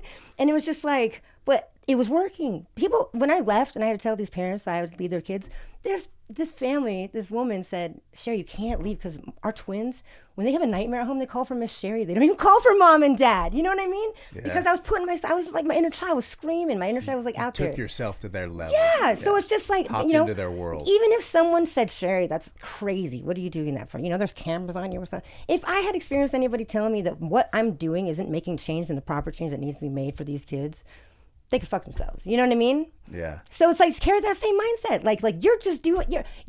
Kids are able to connect with you because you have the energy of your inner child. Like kids can talk to you because you're raw and you're authentic and you're yourself. Yeah. Nobody. When I was a kid, if I am the person I'm right now, I don't want no textbook like. Let's see. Page 47 says when kids are blah blah blah. You know what I mean? Yeah. To say this, you've lived the experience. You know what it's like to be a kid, especially in this day and age. You have the experience of drug addicts and the drug world and stuff. Fuck what people think. You know what I mean? Go to work one day just wearing the most ridiculous shit. You know what I mean? And make it a day and just be like, you know what? We're making a day where we're all going to be dressing like this, kids. You know what I mean? Yeah. As long as what you're doing is for the greater good, fuck what anybody thinks, man. Just do the damn thing. But that's if you want to be doing it, Yeah. But at the same time, you're a product of your environment. Like when it comes down to it, if you're around people that don't accept who you are and on a mass scale, and it is a more professional situation or environment, Right. maybe find one that fits your role a little better. But if you are making that much of an impact on these kids and they need you, and if your role out without them, if they were living without you there, do you think their lives would suffer in the long run? Are you making that much of an impact on these kids? I mean, I'm trying. I'm having some incredible meetings with these kids and building some awesome relationships. That's what I'm saying. That should be the only thing that matters. You know what I mean? Like you're a warrior, dude. I know you are. You're like a soldier of the greater good. Like I know you carry that energy because I carry the same one, and it's like I know I feel it. I could see it in people. But it's just like, see, I don't know. It's so weird to hear people. I guess I can't say that I don't care what people think, because my family, I always care what they think of me. I think that's just natural for everyone to have their family. But it's just like, I've taken who I am into many roles, many, many roles on a professional aspect, Yeah. But it's just like, I've never encountered someone who didn't accept it, because I carried this like energy, I guess, that was just like, no one's ever going to say shit about it because I make that much of a difference in people's lives. Yeah. You know what I mean? And there's never a time where I'm just like, oh my God, I can't believe, I wonder what they're saying about me. You know what I mean? It's just like, no. Yeah. Like, it's just, but it's just like, especially when I'm making that connection and I see the change that people are doing, or like they're reacting, they're crying, or they give me a hug, or that's like, I've done something that no one's ever done for them. It's just like, that shit's lasting, man. That shit changes, like that shit plants seeds in people's lives. And it's just like, they can go a whole new avenue, It reminds me of this kid from high school, right? I put a post on Facebook one time, and it was like, what's your memory of me? You know what I mean? If you're a good friend with me, what's the best memory you've had with me, right? And there was this kid from high school, and he said, Cherie, you changed my life and you don't even realize that you did, right? Back in high school, we were in PE. We had to do the mile run, and he was like, he had asthma. He was like slow, Yeah.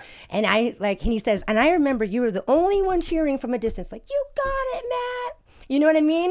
You can do it. And I was cheering him on, and it was just like, and he said, that changed my life forever. Like in the moment, I'm just like in the moment, probably just, oh shit, come on, dude. You know what I mean? Like not even thinking of it, but changed his life, Yeah. It's just like in high school, I would we had like these balloon grams or whatever. You could just like send a note, have somebody get a balloon at the end of the day or whatever. So I would just like randomly write these balloon telegrams to like nerds. You know what I mean? Like there's just people who just like get made fun of all the time, just anonymously. You know what I mean? Yeah. And it was just naturally, I didn't want recognition for it. I didn't need the recognition for it, but it was just like, that's just who I've always been, man. Yeah. Making change, make a you've been difference a every helper. day, dude. Yeah, and making a change is make a difference. How can I make a difference today? What can I learn today from somebody else that I make interaction with? Like it's just like, it's addicting. You know what I mean? But in a good way, because it's just like, because not only am I exercising my authenticity of who the fuck I am, I'm making changes and I'm learning and I'm experiencing things that I've never experienced before. But I've experienced so much in my life. There's so much dark, you know what I mean? Like I remember like there's a chapter of being like, in a closet, want to shoot myself, you know what I mean? And someone saying the gun's on the top shelf, kind of shit. It's just like the dark, Yeah. you know what I mean?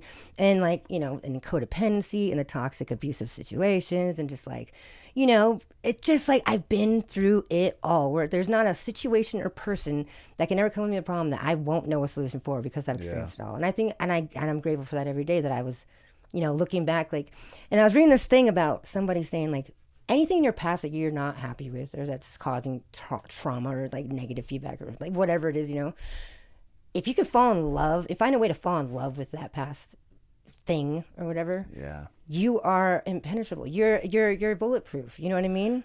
Bro, that's why I love addiction. Dude. Because listen, like, so what you're saying, because so many people struggle with shame. So many. They struggle with shame and they can't. But dude, when you get into recovery and you start adopting that all your past experiences, that the time when you were in the closet thinking about killing yourself, the time, like, and all those, and where you went through the dark and you've navigated this this unique world that not a lot of people have lived, right? I mean, in the big scheme of it, like you're kind of like, it's almost like you're like a minority, like out because of your drug addiction, right? Right. But then you move into recovery like you're doing now, and then your life, it's like, all right, I do see my purpose. Right. I do see why I was supposed to go through all this. And it's crazy because it's almost like I feel like I'm like, and it's not even conceited to say, but it's like God's chosen one. Like I was one person that he or the universal source, whatever it is, I've been nominated or I volunteered, whatever it may be, you know what I mean? To put myself, like I basically, they say there's like soul contracts we all sign before we get to Earth or whatever, maybe, you know, allegedly. That's what I believe that. And it's just like, and I think, you know I signed up to just like, to go in the darkest places where no one else would go because I had the brightest light that could cast light into the darkest places. So like, I was gone through the trenches, man. I've seen the darkest shit, but it's just like, but I think solely for the purpose of making changes in those places where like, had I not been there, those people would be dead. Yeah, they just would be. You know what I mean? Yeah. But I think of myself when I look back on my life, I'm like, how many people could have walked these shoes? Not fucking many. Like, not many. Yeah. And granted, my shoes are like 7.5. They're really small feet. But it's just like, dude, they've walked some fucking miles. You know what I mean? And it's just like, I don't know, man. I fucking consider myself a fucking warrior, man. Like, I've fucking been through this shit. Yeah. There ain't nothing nobody can do anymore that'll ever fucking bring me down outside of myself, you know? So what's your plan moving forward? Like, and I know you're like a present moment, but like, so you're in Alaska, you get on the plane out here to come out here and you come here and what'd that look like? Dude, it was crazy because like, it was just kind of like a spur of the moment. I was so lost in the chaos of where I was at, and not even lost. It was just like my direction was like aimed entirely everything that was in front of me in the moment, and it just caught up to me. It was just like my to-do list was like 50 things long, you know. No one was recognizing me for any of the shit I did, you know what I mean? I was alone where it was just like fucking I couldn't even. You were using meth? Yeah, actively. And it was just like, and then, you know, I got a ticket bought for me and I came up here, and it was just like, I just needed change. I needed change because I got a 9-year-old boy and he's my life, and like I need to be able to, you know, rediscover the tools that I have, you know what I mean, and which ones are still functioning for me to like accelerate my life, you know, because I have so many goals and I have so many plans, you know, and the thing is like there's deeply rooted like an intuitive knowing of the things that I'm going to be doing, you know, but it's just like, then I guess I got lost in the how, you know what I mean? But it's like when you are like connection with spirit, all you need to know is the where you want to be and what you want, and the how just like falls into place. You know what I mean? Wow. And so I just trusted, you know, like taking the leap of faith and just jumping into the unknown, you know, and it's just like, that's a scary thing. But at the same time, I felt uncomfortable, but that's when change is happening, is that uncomfortable feeling. Every time you're met with an uncomfortable feeling and just like, ugh, you know, like that's when change is happening. And change is good. Change is painful. You know, it can be really painful, especially when, you know, you got to be honest with yourself about some shit, you know, but it's imperative if you want to do some big things, you know, and even if it's not big things, even if it's just survival, even if it's just living again, because most of these people, especially in addiction, they just find habitual existing, you know what I mean? They're just living day to the next day to the next day. It's existing. They don't know how to live anymore, you know. And then, but when you're around like-minded people that are helping you with that and like taking your feet and guiding, it's almost like when you like take a broken dog from the shelter home, you know, and you just like walking their feet, you know what I mean? And you're getting them accustomed to like people, whatever. Those are the most loyal dogs after that shit, you know what I mean? Yeah. And then and dogs are so goddamn unconditionally loving. Like they're the epitome of unconditional love, you know? Yeah. And it's just like, we're all broken dogs, and then we come to a fucking place like this and you're a fucking wolf pack. It's just like, goddamn, you know what I mean? Fuck being a sheep. Like, we're wolves here. It's crazy. Yeah. Oh, it's crazy. So like, since you've been out here, have you had any cravings? Never. Really? Not even one, man. You know what we're saying at the Motel 6 and stuff? It's just like, there's these people fucking screaming, toxic fighting going out the window. There's like, I'm in the stairwell, I walk down and kind of check it out because I'm just like, do I need to fucking protect someone from some shit, you know? Yeah. And there's bread on the floor and food and shit. And I was like, you need help picking that up? She's like, don't ask me that. And I'm just like, ooh, you know what I mean? And it's just like, fuck, dude. But then I just think to myself, it's like just a pleasant reminder, like, holy fuck, I've been there, seen that. Like, she's not ready for help, that's fine. But it's just like, it would never, it's almost like a reminder, like, well, I don't ever, you know what I mean? I don't want that shit. Why would I ever? I have no cravings, none whatsoever. My only craving is for doing better and like doing things I gotta do, you know? Yeah. It's crazy. It's just crazy. How long are you gonna stay out here? I don't know. I gotta see my kiddo. So at least until this program's over. But after that, it's not gonna be. You know, it's not gonna be the last time you see me. You know what I mean? That's not even possible. It's not. SOAR Fairbanks. That's what I was thinking, man. That's what I was thinking. SOAR Alaska branch, dude. That makes such a difference. What? We should just take a trip. Let's just take a trip to Alaska. Let me show you. Let me just expose to you what it's like there. I would love to go to Alaska. You know what I mean? Let me just show you. Like, I mean, it's really not that much to show because it's like maybe from like 7th to like 34th. That's like the size of Fairbanks. You know what I mean? It's just like, it's such a small town, but it's just like you just gotta see it, man. But the scenery and It's just like, what's the summer like there? Summers, man. Summers special. Like it's like, the thing is, like, it depends on which world. Because like I've been an addict for like, I've been an addiction for the last like 6 years. So it's just like, there's a beautiful aspect. You know what I mean? Like, I can look at my sister's Facebook page, and she's got the white picket fence, the beautiful family. They go fishing all the time. They do all these events. You know, her, like, you know, one of her daughters is a dog trainer. Her other one's a gymnast who they fly all over the state to do these national. You know what I mean? And it's just like, they live such a beautiful life. My parents, my family, they're such a beautiful family, and they post pictures all the time of like what life is like they're living. You know, it's beautiful. Alaska's beautiful. But it's like, I've seen the ugly sides of Alaska. You know, I've seen the sides where people don't want to live in Alaska anymore and they want to get the fuck out, which I'm just like, why? You know what I mean? If you change your thoughts, you change your environment. You know, you change your life, you change your environment, you change everything. If you have spirit, if you have the spirit and you're free from substances, you can handle anything. Right. You can live anywhere. Have you seen the show Revenant?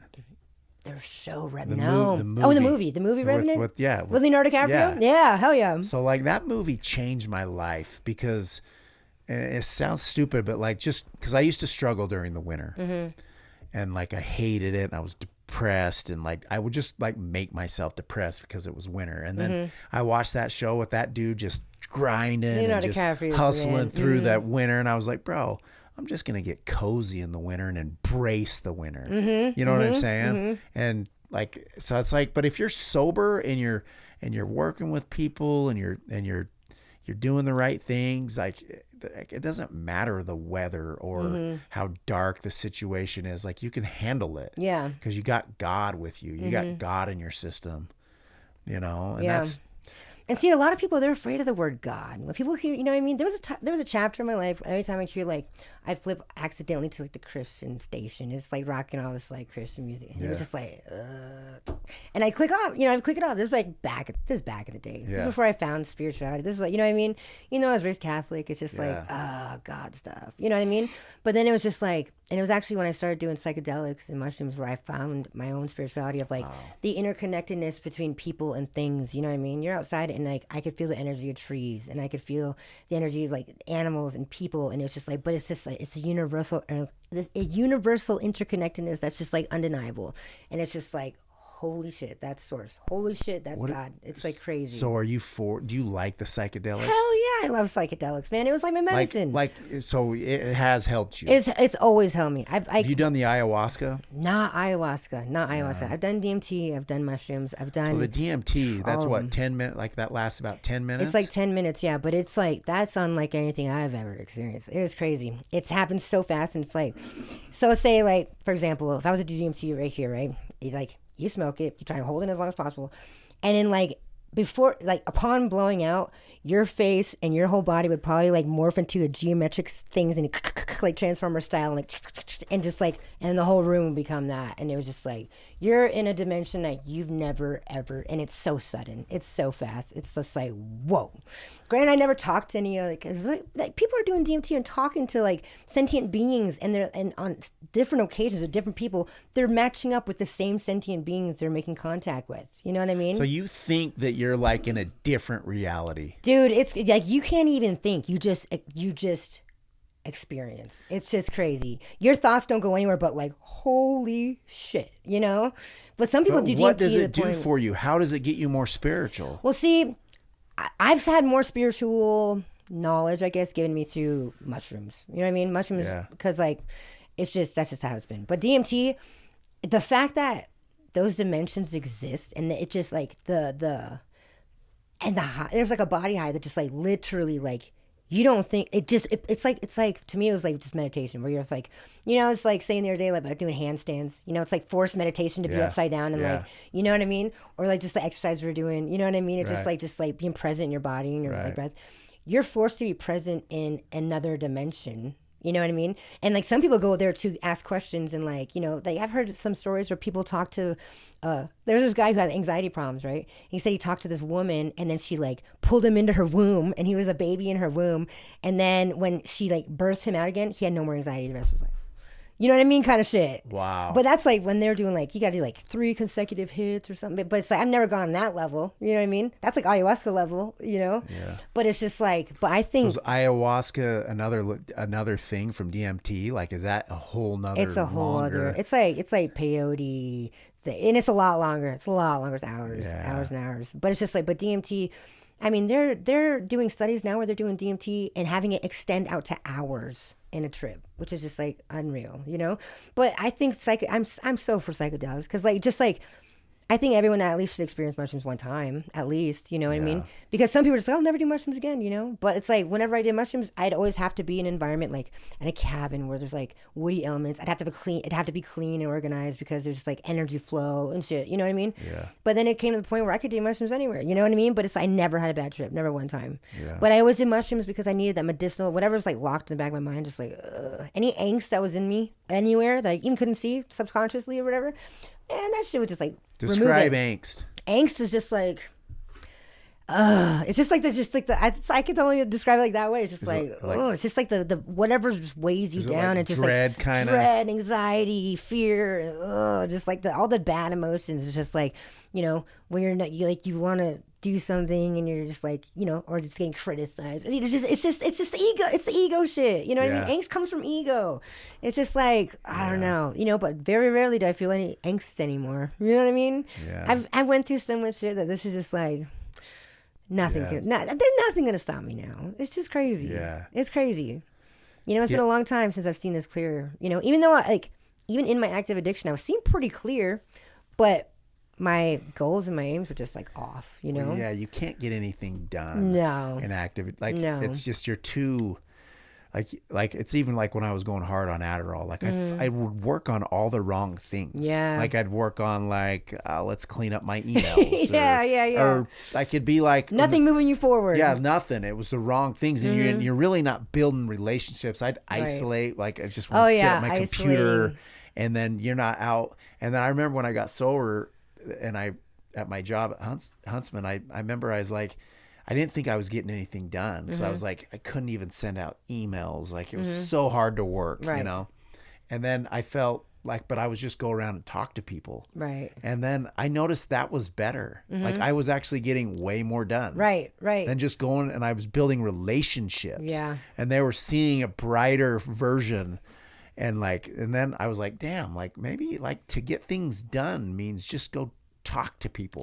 Right, dude? And seriously. and have them help you and get them motivated to do things for you. See, and that's a big thing for me too, is like accepting help from people like that's just crazy, dude. I mean, what, like the things that you've done, especially recently, oh my God, like I'm used to being the helper. You know what I mean? When you've been helper you've been the helper for so long and you've never really had anybody helping you. Yeah. That's such a foreign feeling, dude. Yeah. I can't even put an emotion to it. Like, yeah. It's except foreign. Like, it's just like, it's almost like when I was doing EMDR, you know, and I was going over repressed trauma and stuff.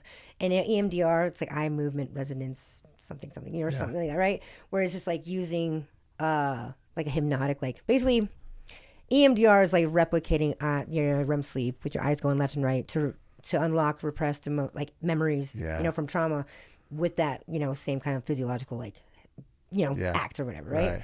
And like, dude, that shit transformed me, man. And when I knew that was like working is when, after a few sessions, actually like a couple months of sessions, I just started crying. And it was just like, what the fuck? You know what I mean? My face is leaking. Like, what? And my therapist was just like, that's sad. Like, you're feeling sad, you know? Yeah. But it's just like I masked that sadness with like rage. You know what I mean? I was mad all the time, but it was just like, oh my God. It was so foreign, you know what I mean?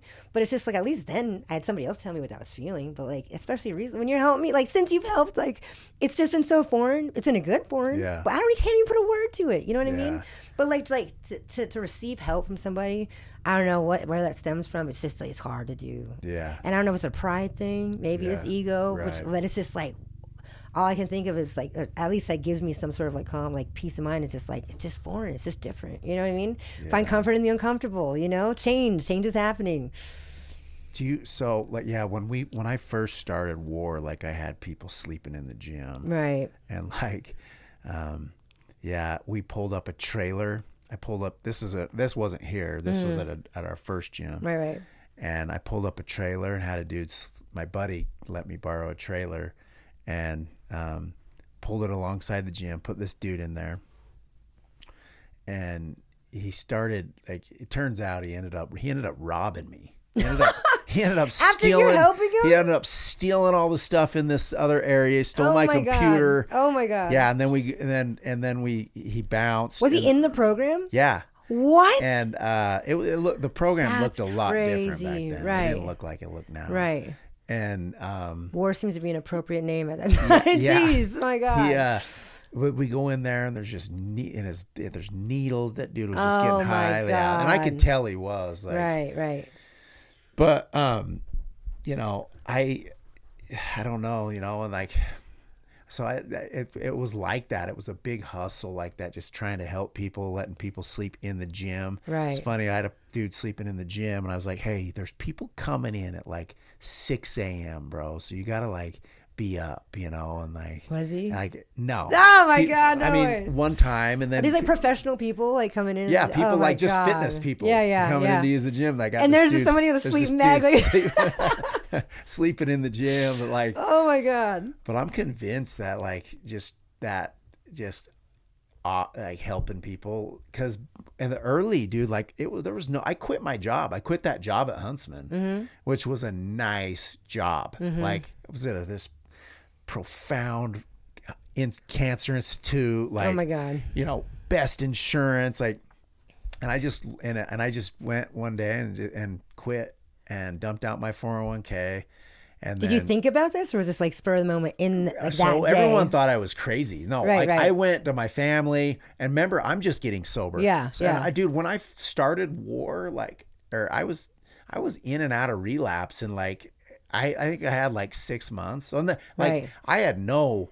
Like I was on that pink cloud, and I was like, dude, I just freaking want to help people. Like, spirit was in you. We started at the Ogden Athletic Club, so like a gym, and then anyway, I quit my job at Huntsman, dumped out my 401k, put that money into buying a guy gave me 25 grand, a family friend who was in recovery, and he was wealthy. Wow. But supporting the cause. Yeah, like so anyway, I started that gym, but like it was so hard. Like, there was no business plan, business plan. I've told this story before, but like one of the biggest things that happened is because it was like, I mean, now I had to provide for my family, try to figure that out. Right. And now I had to try to figure out how to keep the lights on at the gym. And like, it's a kind of a niche thing. Like no one had started a recovery gym. Right. You know, like no one knew. Yeah. Like it wasn't, they're like exercise and whatever. And, right. And so so like, it was like, you know, when it was, cause it started as a free program, no one had to pay. And then now I'm like, can you guys like pay? And you're talking about addicts who don't have money. Right. So like I started having to hustle through text message to get, I'd made it a nonprofit like it is today. But this dude hits me up, and I've told this story before, like numerous times when I spoke and stuff, but he's my one of my best buddies, like now, even today, like, but we were best friends all growing up until like 6th grade. And then he went to a different junior high and we lost touch. Right. Crazy. Played little league football, but he hits me up and he's like, bro, I'm a heroin addict, you know, and his family out of nowhere, he just finds found my number. He heard that I was helping people. Oh, nice. And he's like, I'm you know, his family, his wife and kids were in Vegas, and he'd moved back up to Ogden. He's living in a little trap house up in Ogden, and he was like selling heroin, and he'd been doing that and just being a heroin addict for like, he was like off the radar, bro. Like he was so outdated. But anyway, he's like, I'm done, bro. Like I gotta do something. Like he wanted to be off heroin. And so I started picking him up, and he was down on it. He was like doing like 1 or 2 balloons a day, just kind of maintaining, like he'd do a shot in the morning. And then, like he was just kind of maintaining on it. So I go and buy him perfect nutrition at Costco. Like, so I get him eating exactly how I want him. And this dude wanted to do this. Like, so he's eating, he comes with me. He's on heroin. So I get him food, $300 or $400 worth of food, tell him how to eat every 3 hours, training him in the gym. you know, and then we basically hang out all day, you know, like he's helping me with, you know, I'm just basic because I was just working with him. There was no one else in really the program. It was almost like, So he's the one that started it all. he was like a sober companion. It was all like we just hung out all day. Like we went on hikes. How did he get through the withdrawals? Just from the nutritional aspect? So no, he was still doing heroin. Okay. Like he just, but he was down on it. He was just doing it to not feel like just not be sick. Yeah. So but then he kind of started dragging it out. Like it started getting like, I was like, bro, like, cause I wanted him to move in with his parents. So he tried to do the withdrawals. We'd get all geared up. I'd get him Gatorade and fruit, and he'd lay down in this horrible basement.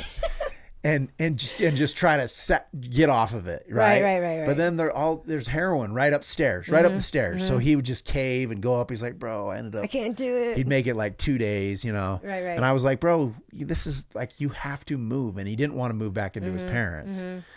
And so finally, I just was like, hey, I'm not doing this anymore if you move out, because you're not going to get off heroin. Right. It was hard for me to say that. Right. Bro. But it's necessary. It like scared him, and he's like, all right, bro, I'm moving with my parents. So no way. So we move him so out, cool, out of there. That's he moves so in cool. with his parents. His dad actually drove him to like San Diego, and they got like a hotel, and he like stayed in San Diego for like 5 days and walked the beach and just kind of did it that way. That's so cool. But then, so there's still no money. There's still no money. Like, and I'm starting to think like, damn, dude, how am I gonna support my family? I got to get a job. Yeah. You know? And his brother-in-law hits me up and was like, hey man, I want to make a donation.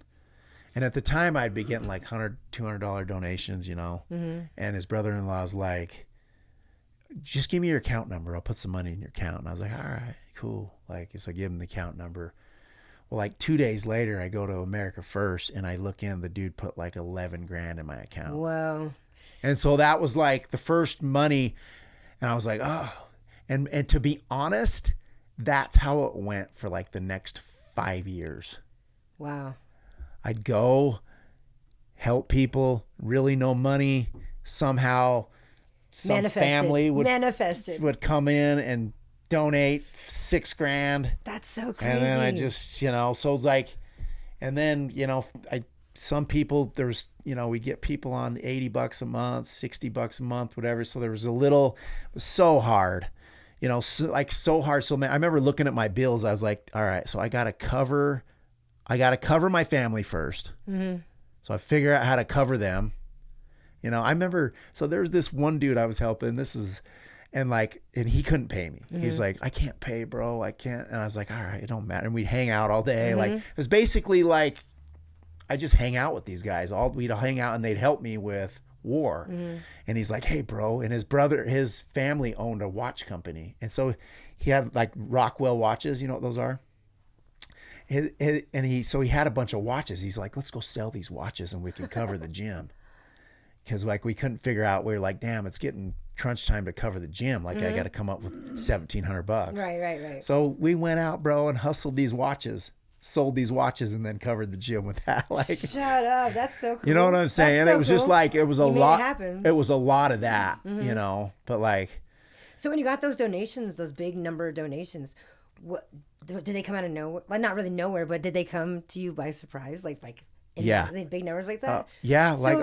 So basically, did you know, like you knew the what, you knew the where, you didn't know the how, and all of a sudden the how manifested. Yeah, the how. So cool. That's how this place has gotten, and you know, and then so Frank's changed my life. Oh yeah, Frank's amazing. So Frank came into my life. You know, he came into war, and he did the program. That's how you first met. Frank? He got sober through war, and he'd been in and out. You know.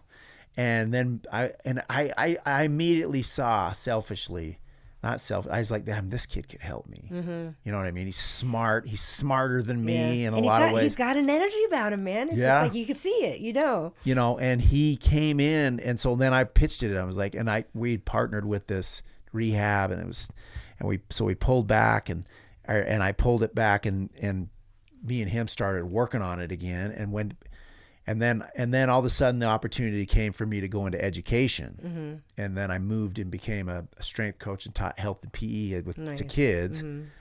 And then I just turned it. I said, and then Frank took it, you know, and is the executive director. And then, you know, I'd come over after work. But really he's smarter. You know, I would say I'm more like I can see down the road and I create things like this. And, but Frank's good with the details. Like, and I'm not. Right. You know, he's good with money. Like, he's figured out how to keep it funded. He wrote a grant. He's good with business, and that needed it. And I feel like God put him, you know what I'm saying? Yeah. And so when Frank came into my life, you needed him as much as he needed you. Yeah. Like, I couldn't, and this place, you know, I mean, it, you know, and this place is magical, man. Yeah. And it really is. So it's really come together like a homegrown. Dude, I'd feel so good. Even being an outsider coming in, you know what I mean?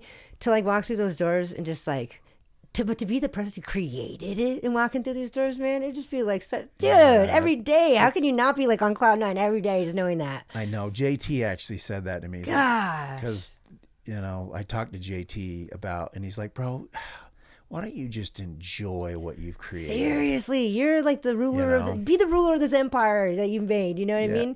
I don't need with gratitude and humbleness. You know what I mean? But the thing, so that's when I came back after this relapse and everything, and I kind of was like, I have to show everybody. I felt like it, but I'm like, no, I don't. I just need to be a student. Yeah. And I just need to enjoy the program and use it for me and just let it keep going and just sit inside of it. Yeah. You know, and then that, like, I'm thankful for this little project, you know, this podcast, because it's another thing in this whole man in the back art, woman in the back arts. And, you know, you hear a lot, it's kind of working its way. And I think it's a good little like concept. You know what I'm saying? For the art of SOAR, for sure, to add to it. You know what I'm saying? Yeah. The vision. And then I think like just bringing people on, like bringing you on and Rick, like Ricky B. I know love that guy. And I think this podcast is going to help a lot of people stay sober, and like how me and you met. Yeah. And helping me, yeah, sure. yeah. You know what I'm saying? Yeah. Like now we all have something to kind of work on, and we can. You know, I don't know where we want to go with, but I want to have like repeat guests, just like Joe does. You know what I mean? Like where it's like, you know, Cherie's back on. Right. You know what I'm saying? Right. Like I don't know. Like I'm not interested in. I don't know. We'll see where it goes, but I'm not. I want a lot of people to watch it because I want it to help them. But like, and at the same time, you're going to get people commenting on it, and you're going to get people's outside opinions about it, and you're going to know what they're going to want more of, and you're going to see what they're going to like about each one. You know what I mean? And it's going to take off. I know it's going to take. I just know it's going to take off. Why? Because that's the what. You know what I mean? That's the where. Like, dude, it's just going to happen. Especially if we like collectively think about that shit. You know what I mean? If we collectively are on the same frequency in that vibration, dude, it can only do that. It can only do that. Yeah. Manifest it. We got to manifest our reality. Yeah, dude. I'm thankful for you, dude. Dude. Like, I'm glad that you've come into my life and into SOAR. You know, the first day I met you and Johan, like, as I'm journaling. Yeah. That's so funny. Yeah. Yeah, that's like, wild. I'm glad you guys are here. Like, it's just cool, like having people from a different perspective and the journey you've been on. Like, dude, I learned a lot from you just now. Dude, you know? Really? You think so? Well, yeah, but because you've been in the school of addiction. Right. You've been in it deep, you know? Yeah. And it's just like, you know, and it's crazy because like I've always wondered, at least like since I've been here, I've always wondered like what's the difference statistically between like drugs in Utah here, you know, and compared to like Fairbanks, because like Fairbanks is so bad. You know what I mean? Yeah. And it's just like I'm wondering what kind of an impact SOAR would even make in Alaska. Like, I know that it'd have to be drastic. It'd have to be, you know, because I've known people that are going through it. Like, you know, for example, I have a friend of mine, you know, his sister was murdered last year, and now his mom just died, you know, and he's just getting clean now. But to process all that shit with nobody to process it with outside of a Facebook post where people are just like, we're here for you. You know what I mean? From just like friends that you have in active addiction. It's just like, you know what I mean? And he's got such an energy about him, you know? And it's just like a place like SOAR there for him to just like fucking shine and like just like, oh my God. Because I've known people in active addiction where I could see that spark. I could see that light, who carry the light, you know what I mean? And it's just like, but there's no resources for them to like shine outside of their own commitment to doing so and pulling themselves out of these environments and these people, which Fairbanks is small as fuck, you know what I mean? Yeah. It's hard to be in Fairbanks and try to be clean and then not go into like a grocery store and see fucking people that you know what I mean? It's just like, how are you supposed to change your environment when your environment is the one you're kind of stuck in, you know? Well, it's crazy. I tell you what, we do it. Yeah, it's crazy. Figure out how to do it in Fairbanks. Right, like when right. you go back or whatever For that sure. looks like you could be.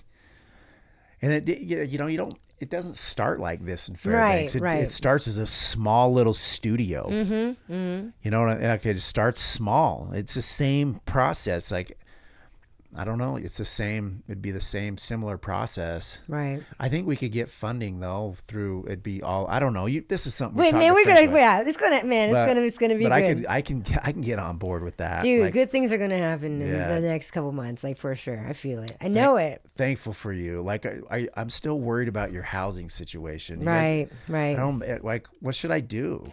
Like, should we rest your faith in me that I'm gonna find a way? Well, so I got my house, dude. I was gonna have you clean it. Would you clean my house? Yeah. All right. Client number one. Nice. Yeah, for sure. Because I was gonna have you do it today, but then we got football. But maybe I'll just next week. So do you have cleaning supplies? No, but I can maybe get some I just easily. got some in the cat. We just got some here. Yeah. We'll get to start with. Perfect. You know what I'm saying? Like, yeah, that'll work out. Like you need like a vacuum. It depends on the job, I guess. Like there's like a gotta discuss the details of the job. You need to write down everything you think you need. Okay. I'll create the business plan. I'll present it to you, and you tell me what you think. Yeah, that'll be dope. All right.